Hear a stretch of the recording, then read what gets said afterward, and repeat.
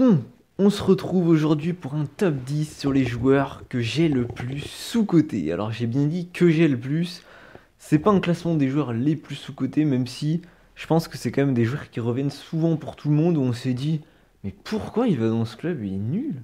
Et en fait, pas vraiment. Donc c'est des joueurs, pour certains qui sont montés vraiment haut, pour d'autres plutôt pas mal, c'est pour ça que ça varie dans le classement.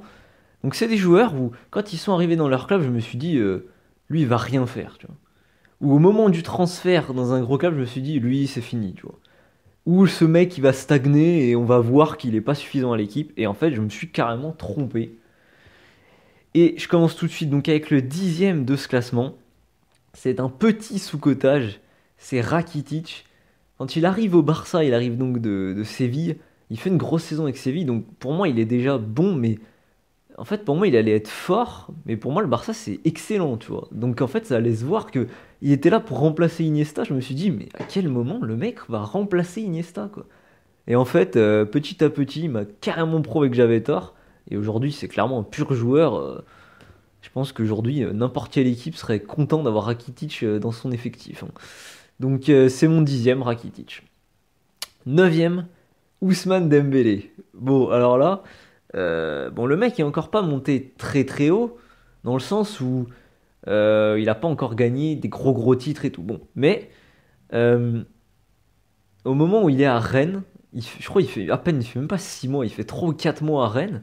Et le mec, tu vois, c'est un phénomène. Déjà, c'est waouh, Ousmane Dembélé, incroyable et tout. Moi, tu vois, il me choquait pas tant que ça. Il faisait des trucs, mais je me disais, ouais, un petit mec de Ligue 1 qui dribble des défenseurs de Ligue 1, c'est de la merde, quoi. Il part à Dortmund, et au moment où il part à Dortmund, moi je me dis, mais le mec il va rien faire, tu vois. Dortmund il va s'éteindre, ça va être fini. Et ben, en fait, pas du tout. Il fait une pure saison à Dortmund, et le mec derrière il se retrouve carrément en Barça, niveau équipe de France, il gagne la Coupe du Monde, hein, même si bon, c'est pas lui qui est titulaire, qu'il est pas, il joue pas énormément de minutes, bon. Il est quand même dans cet effectif-là. Il a fait une très grosse saison à Dortmund, où il se retrouve quand même au Barça. Alors là, pourquoi je le mets que 9ème? Parce qu'au Barça, il n'est pas non plus titulaire indiscutable et tout, tu vois. Mais bon, je pensais vraiment qu'il ferait rien après Rennes. Et en fait, pas du tout. Le mec a quand même fait de très bonnes choses. Donc, 9ème des joueurs que j'ai sous-cotés. 8ème, alors là, on va du côté de Lyon. Anthony Lopez. Pourquoi Anthony Lopez? Parce que ça fait déjà quand même quelques années qu'il est là. Et au moment où il arrive, sa première saison, en fait, il faisait beaucoup de conneries. Il y a beaucoup de bourdes, notamment dans les sorties aériennes ou dans les sorties même en dehors de la surface. Euh, voilà, ou des ballons qui sont un peu sur lui, il les prend pas. Ou voilà, bon, il y a eu plusieurs fois des trucs comme ça. Et puis, je me suis dit, enfin, il était jeune, hein, pourtant. Je me suis dit, ce mec, tu vois, il a beau avoir un peu de potentiel, il va peut-être être bon dans les sorties dans les pieds en 1 contre 1 et tout, mais tu vois, ce sera pas suffisant pour lui. On sera pas un super bon mec. Eh ben, en fait, carrément le contraire. Aujourd'hui, le mec, il sauve carrément des matchs. Il fait des matchs absolument somptueux. Ça arrive assez souvent qu'il soit limite le meilleur joueur de Lyon à la fin du match. Ça arrive. Donc, pour une équipe qui est censée être l'une des meilleures attaques du championnat, tu vois, donc c'est rare que ton gardien soit meilleur joueur. Enfin bref, lui, il est très souvent très bon gardien.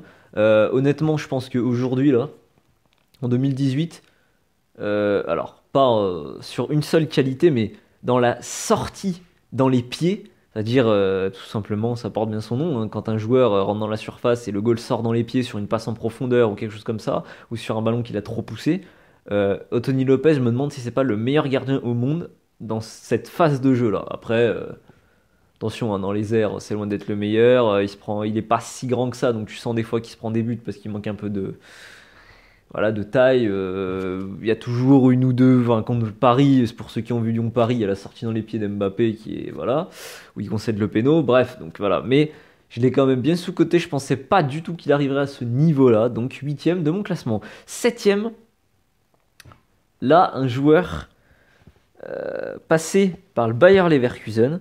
Et genre, pourquoi je parle du Bayer Leverkusen? Parce que il va du Bayer Leverkusen à la Juventus Turin, on parle d'Arturo Vidal. Et au moment où il arrive, en fait, il commence à prendre sa place, et moi je me dis, mais ce mec, tu sais, il est. Je sais pas, il fait que des fautes, il est hargneux, mais il gagne pas trop de ballons et tout. Enfin, je sais pas, j'aime pas son style, il est pas technique et tout. Moi, j'aime pas, tu vois. Vidal, ça va rien faire, quoi. Eh bah putain, en plus, il tirait les pénaux à la Juve, ça m'énerve encore plus, parce que des fois, le mec, il faisait rien dans les matchs, il mettait des pénaux. Je me disais, mais Il est nul ce mec. Et en fait, tu te rends compte à quel point tactiquement le mec est important. Et alors quand il est parti au Bayern, oh là là, encore pire, incroyable. Enfin, il était vraiment bon à la Juve, de plus en plus chaque match. Mais alors, au Bayern, c'est un bijou. Au Barça, tu sens la qualité du mec quand même. Avec le Chili, il gagne 2 Copa América. Je veux dire, pour que le Chili gagne des Copa América, certes, il y a Alexis Sanchez. Mais quand même, le mec est largement impliqué. Je pensais vraiment qu'il ferait pas grand chose et tout. Et en fait, un des meilleurs milieux de terrain actuellement en activité. Arturo Vidal, septième de mon classement. Sixième, là on passe sur un joueur que je me rappelle, je crois, au début, la première saison, là je qualifie de phénomène de foire un peu, surtout parce qu'il y a une perversion de ce mec avec FIFA, c'est Heung-min Son, c'est-à-dire que le mec a eu, pour ceux qui jouent à FIFA, des cartes très très cheatées sur FIFA, donc il était incroyable, donc des fois t'as tendance à dire, oh, mais ce mec est très fort, parce qu'en fait il est fort dans le jeu vidéo, mais lui, il était fort en vrai, et je me suis dit, ouais, mais tu vois, il est fort, il met quelques buts, tu vois, c'est un passage. Il y a des mecs qui ont mis des buts comme ça, et puis l'année d'après, tu les revois plus. Hein. Ah bah là, je me suis dit, non mais, Son, c'est un phénomène de foire. Ah bah putain, je me suis un peu trompé. Hein. Le mec, qui t'a fait plusieurs saisons à plus de 20 buts, titulaire largement indiscutable dans l'équipe de Tottenham. À chaque fois que Harry Kane, qui est le meilleur buteur du club, se blesse, Son il passe en pointe, et le mec il t'empile les buts. Il peut jouer sur les ailes, des deux côtés, il est bon des deux pieds, il est technique. Waouh, le mec il est monté bien plus haut que ce que je pensais. Heung-min Son, sixième de mon classement. Cinquième, on reste dans la même équipe, Tottenham. Moussa Dembélé, milieu de terrain belge. Alors lui, vraiment, c'est encore pire parce que Son, tu vois, je voyais la qualité du mec, mais je croyais pas que ça allait durer. Mais alors, Moussa Dembélé, c'est l'un des joueurs quand même où je me suis le plus trompé, où je me disais, mais en fait, le mec, il a quoi de bien? Et bah putain, et tu vois, mais je disais ça la première année quand il arrive à Tottenham et tout, je me dis, mais pourquoi enfin, tu vois, il vient. Tottenham, ils achètent vraiment ce mec parce que ils ont pas. Tu vois, c'est genre le mec correct, mais sans plus, quoi. Bah, en fait, pas du tout. Hein. Putain, pour ceux qui connaissent pas trop le joueur, parce que c'est pas que c'est un mec de l'ombre, mais en fait, dans cette équipe, il y a des phénomènes et tout, et puis Tottenham, c'est pas l'équipe la plus regardée, mais vraiment, Moussa Dembélé, allez voir, c'est un bijou ce mec. Hein. C'est ballon dans les pieds, c'est incroyable. Le placement, c'est toujours parfait. T'as des passes astronomiques. Il a un gros volume de jeu. Bon, le pied gauche est super, mais le mec est quand même bon des deux pieds. T'as l'impression qu'il est un peu frêle et pourtant il a un bon volume physique. C'est un super milieu de terrain. Et je pensais vraiment pas qu'il pouvait avoir cette alliance physique, technique qui va parfaitement avec le champion anglais. Et il est juste incroyable à Tottenham. Matez des vidéos de lui, hein, vraiment, c'est toujours intéressant. Numéro 4, un joueur, je me rappelle. Allez, son équipe, elle commence à être forte à peu près en 2012, 2013, 2014, tu vois. Et en fait, avec notamment des recrues, allez, bon, vous allez trouver, mais c'est pas grave, comme Falcao, ce genre de joueur. Et en fait, il y a lui dans l'équipe, il y a plusieurs joueurs qui ont sa montée. Donc c'est l'Atlético Madrid qui recrute Falcao, après ça recrute Griezmann et tout. Et je me dis, mais ce joueur-là, il, il va forcément dégager de l'équipe. En fait, tu vois, il est pas au niveau de tous les mecs qui sont en train d'être recrutés. Et en fait, ça a été l'un, pour moi, des meilleurs joueurs de l'Atlético Madrid sans aucune contestation. Je parle de Juan Fran. Et je l'ai sous-coté tout simplement. Je me suis dit, mais en fait, c'est le petit arrière-droit espagnol qui est là parce qu'il est bien dans son club et tout. Mais à la première occasion, ils vont acheter un mec, il va se faire dégager. Mais en fait, pas du tout. Juan Fran, pour moi, vraiment, avant l'époque Carvajal, Real Madrid injouable, pour moi, le meilleur arrière-droit du monde, c'est Juan Fran. T'as l'époque la Philippe Lam, jusqu'à ce qu'il prenne sa retraite. Et après, t'as Juan Fran, putain, il est juste impressionnant. Dani Alves, il y a Dani Alves aussi, mais Juan Fran, en fait, c'est le mec, tu te dis, tu vois, niveau qualité pure, c'est pas un gros joueur, mais en fait, il a une combativité, une façon comment dire, de tenir dans le duel. C'est-à-dire que, tu sais, tu te dis, mais il est pas très physique, il est pas très rapide, mais en fait, tu sais, des fois, il est même pas très bien placé, mais il est hargneux dans le duel, et puis il a l'intelligence surtout. Tu sens qu'il s'en sort parce qu'il gère bien le duel, et ça se voit défensivement, c'est une perle. Offensivement, il est quand même capable d'apporter, c'est pas son point fort, mais ouah, défensivement, et puis sur la durée surtout. Hein.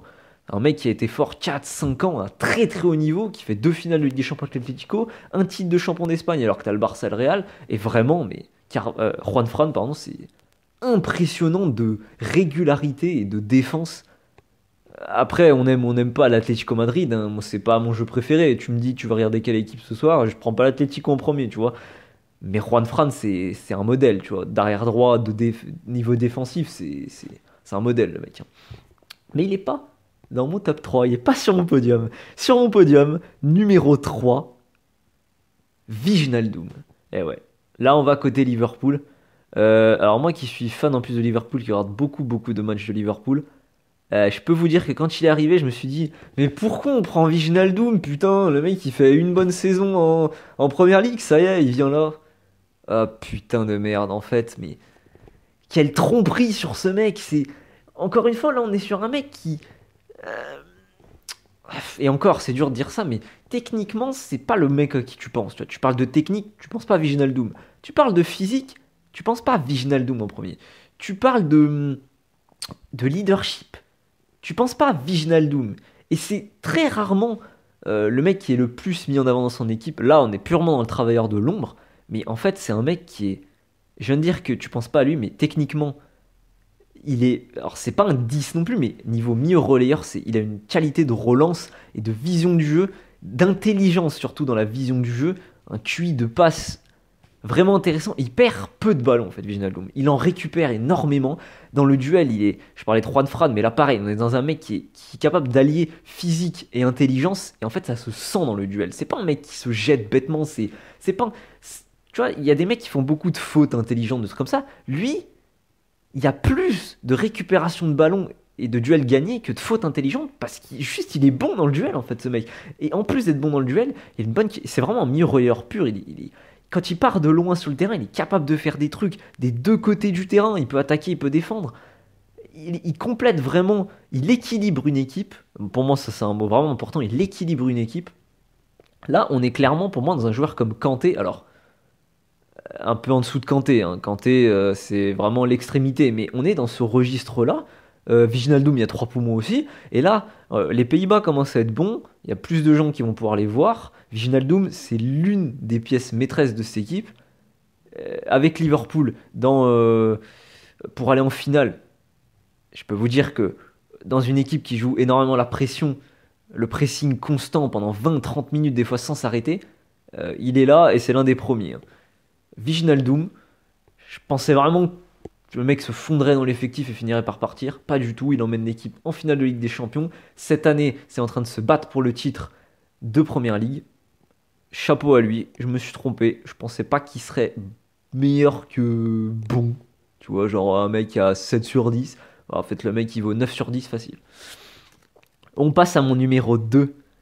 Deuxième joueur que j'ai le plus sous-coté. Le mec qui arrive d'Italie. Et je me dis, mais attends, c'est ça l'ambition du club, recruter un mec comme ça? Mais qu'est-ce que tu vas faire avec Marcos Alonso côté gauche? Eh ben en fait, Chelsea, et Conte surtout qu'il a pris, putain de bonne pioche! Le mec te fait allez, 2 saisons et demie, mais d'un niveau... vraiment, heureusement qu'il y a Marcelo au Real Madrid, parce que derrière, tu as Marcos Alonso, clairement. Il y a Alaba qui de son côté descend en régime. Les arrières gauches, il y en a des vraiment forts, il n'y en a pas tant que ça dans le monde. T'as des Filipe Luis que je trouve extrêmement bons, mais qui malheureusement a divagué un peu dans les clubs et a pas forcément gagné énormément de choses. Mais putain, Marcos Alonso, on parle d'un mec, quand il arrive, en fait c'est un mec pareil, c'est un mec là, c'est pas technique, un mec physique un peu bourrin, un mec qui a pas trop de pieds droits, tu vois, un mec qui est pas super rapide, mais un mec qui, défensivement, pareil, il est pas ouf, quoi. Et en fait, le mec, il arrive à Chelsea, dans un 3-5-2, il joue milieu gauche, et c'est le poste qui lui convient parfaitement. Il défend, mais en même temps, il y a quand même 3 défenseurs centraux derrière lui, donc il est couvert, ce qui lui permet de pas forcément être en gros duel 1 contre 1.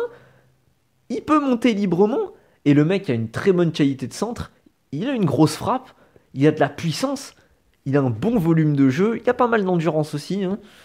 Et en fait, plus le temps passe, plus les matchs avancent, et le mec il commence à te mettre des coups francs, il commence à te mettre des buts de la tête dans la surface, et tu commences à te dire, mais attends, Marcos Alonso il a encore marqué aujourd'hui là? Mais le mec il est milieu gauche, voire arrière gauche, faut peut-être se calmer. Et vraiment, alors, ça commence à retomber un peu, hein, Marcos Alonso, voilà, mais il y a vraiment pour moi 2 saisons, voire 2 saisons et demie d'un niveau, mais monumental. T'as Chelsea qui gagne le championnat de Première Ligue en marchant sur le championnat, alors que t'as quand même des équipes comme City, hein. Ils marchent sur le championnat sans aucun problème. Et pourtant, tu te dis qui? Tu te dis Hazard? Tu te dis Willian? Tu te dis Fabregas, Kanté? Ouais. Mais Marcos Alonso, il est facilement dans le top 3 des joueurs de Chelsea, bordel de merde. Cette année-là, il est impressionnant. Vraiment, si vous avez oublié, je sais pas, tapez Marcos Alonso skills, mais je me rappelle d'une frappe, je crois que c'est contre Arsenal ou c'est contre City. Non, c'est contre City. C'est un gros match, je sais plus lequel. Il met 2 reprises de volée dans le même match extérieur du pied, coup de pied là qui passe à 1 cm de la cage où tu te dis c'est le mec la met, tu sais, c'est pris push-casse direct quoi. Et en fait, il m'a fait prendre conscience que le mec était quand même doué techniquement, alors que tu rates son gabarit, tu rates sa tête, ses premiers ballons, tu te dis ouais, mais, encore un mec qui sort d'Italie, super tactique, qui pense qu'à défendre, et ben en fait putain, gros volume de jeu Marcos Alonso. Alors aujourd'hui voilà c'est retombé quand même, mais en fait ces 2 saisons sont tellement d'un très très haut niveau, je dis il est facile dans le top 3 des meilleurs arrière gauche du monde, sachant qu'il y a Marcelo. Jordi Alba, mais Jordi Alba, c'est un peu plus tôt ses meilleures saisons. Donc vraiment, il est peut-être deuxième, troisième meilleur défenseur gauche de l'année 2 fois de suite. Allez voir vraiment Marcos Alonso, c'est une folie, hein. Et alors le joueur que j'ai le plus sous-coté de ces dernières années, vraiment, sans aucun conteste, j'ai eu aucun problème à le mettre numéro 1 parce que j'ai encore des phrases à me dire, mais pourquoi on recrute lui? Mais il est nul, mais vraiment, mais qu'est-ce qu'il fout là? Encore un mec qui sort du championnat, on sait pas qui c'est. Encore un mec, juste parce qu'il est brésilien, il est... Roberto Firmino. Et donc, comme je l'ai dit, je suis fan de Liverpool. Le mec arrive, à Liverpool, il arrive de Hoffenheim. Donc c'est Klopp qui est entraîneur, donc en fait il le prend parce que voilà, il y a la relation championnat d'Allemagne, allemand et tout, bref, il le connaît. Il arrive en fait, Firmino, tu vois, si tu veux, c'est le. Pour moi, quand il arrive, c'est le Benzema du pauvre. En fait, c'est un mec, c'est un attaquant qui est capable de se démerder tout seul, mais qui est capable de faire jouer les autres. Et quand tu as un mec comme Klopp, qui est un entraîneur très collectif, basé sur le collectif, c'est-à-dire que ce soit un jeu sans ballon, avec ballon, dans la tactique, dans la façon de jouer, c'est toujours une pensée collective. C'est-à-dire, on fait le pressing, on joue ensemble, tu sens qu'il y a une valeur collective. Euh, Firmino, ça s'intègre parfaitement dans ce style de jeu. Quand il arrive, pour moi, c'est un petit Brésilien qui a un peu de technique, tu sais, un Benzema du pauvre capable de faire quelques actions de soliste et puis de jouer pour l'équipe, quoi. Un mec, voilà, un neuf qui joue 9 et demi, quoi. Et puis alors en fait, finition géniale, clairement, hein. Capable de mettre des buts, toujours bien placé. Il vient, tu sais, t'as un ballon repoussé dans la surface, et bam, il est là. Il met son pied. Il y a un centre, bam, il est là. De la tête, il est là. Du pied, il est là. Sur un corner, il est là. Le mec est toujours là, c'est impressionnant. Il est tout le temps là, tout le temps là. Capable de prendre un ballon à l'extérieur de la surface, de rentrer dedans, dribbler 1, 2 joueurs et de marquer. Je sais pas, le plus récent exemple que j'ai, c'est contre Paris. Le 3-2, c'est lui qui met le but du 3-2. On dit oui, Paris, ils sont. Mais putain, faut un exploit de Firmino pour que Liverpool marque. Et putain, l'exploit, le mec qui vient, hop, il rentre dans la surface, il dribble, hop, frappe, croisé, but. Allez, bim, c'est Firmino. C'est pas Salah, c'est pas Mané, c'est pas Wijnaldum, c'est pas Van Dijk, non. C'est Firmino, putain. Capable. Maintenant d'ailleurs que Salah a baissé d'un cran en termes de niveau de jeu depuis l'an dernier, je vous invite à regarder la tactique de Liverpool. Salah est passé en pointe, Firmino est passé 10. Mais le mec est toujours aussi fort. Il est incroyable. Il redescend au niveau des milieux de terrain, au niveau des milieux défensifs, il prend le ballon. Oh putain, allez, une transversale côté droit, un petit ballon au sol 20 mètres devant côté gauche, il joue tout le temps vers l'avant. Ça cherche les 1-2, c'est horrible à défendre un mec comme ça. C'est un mec, tu te dis, il est pas très rapide, mais pourtant il est loin d'être lent techniquement, il perd peu de ballons, il joue très collectif, les très peu d'actions personnelles qu'il tente, il les réussit, c'est un mec super efficace. Et le mec fait finale de Ligue des Champions et il est incroyable, quoi. Il est incroyable. Il est dans la discussion pour le Ballon d'Or. Alors, je suis d'accord de le mettre dans les 30. Après, il n'est pas top 5 Ballon d'Or, hein, on est d'accord. Mais honnêtement, il est dans les 30 derniers du Ballon d'Or et c'est mérité. c'est mérité parce qu'il fait une saison absolument fantastique. Alors, t'as pas de titre pour Liverpool, t'es pas champion, mais cette finale de Ligue des Champions, euh, voilà, et il fait partie de l'épopée. Et surtout, tu regardes ses stats, tu te dis, mais voilà, ouais, c'est un Benzema du pauvre, il joue pour les autres et tout. Non, non, non, mais en fait, tu regardes le mec, nombre de passes D, nombre de buts, il a les stats, il a le jeu, il a la technique. Le mec, dans toutes les phases de jeu, il est bon. Comme je l'ai dit, corner, coup franc, il est bon. Il vient te mettre une tête. Quand il y a des centres, il vient couper premier poteau, il est là au deuxième, il est au point de péno, il est toujours là où il faut, toujours bien placé. Alors dans le pressing, il fait aussi partie des premiers à faire le pressing, hein, mais bon, Liverpool c'est la tactique, mais il le fait très très bien. Mec capable de jouer tout seul en pointe, d'attendre les ballons, mais un mec capable de revenir jouer milieu de terrain, d'organiser le jeu, de faire quelques 1-2, de dribbler un joueur, c'est... Et voilà, quand ce mec est arrivé à Liverpool, je me suis dit, mais pourquoi on recrute lui? Encore un vieux Brésilien là. En plus, tu vois, j'étais dans la période, pour ceux qui se rappellent, Lucas Leiva, là, joueur de Liverpool, un 6 catastrophique. Tu sais, je me disais, mais putain, pourquoi tu recrutes lui? Il a fait quoi une bonne saison au Fenerbahçe? Il va rien faire. C'est pas le même jeu, là, c'est pas le jeu, je fais pas le jeu d'Allemagne, là. En Allemagne, ouais, et tout, mais. Attends, il faut quand même un minimum de technique personnelle, là, pour jouer en Angleterre. Qu'est-ce qu'il va faire?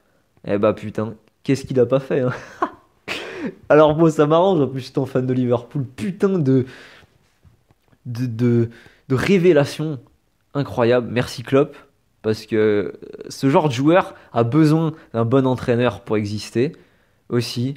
Euh, mais c'est quand même un mec voilà, qui dans le jeu, regardez même des vidéos de lui, il y a encore deux matchs là. Qu'est-ce qu'il fait Firmino avec Liverpool?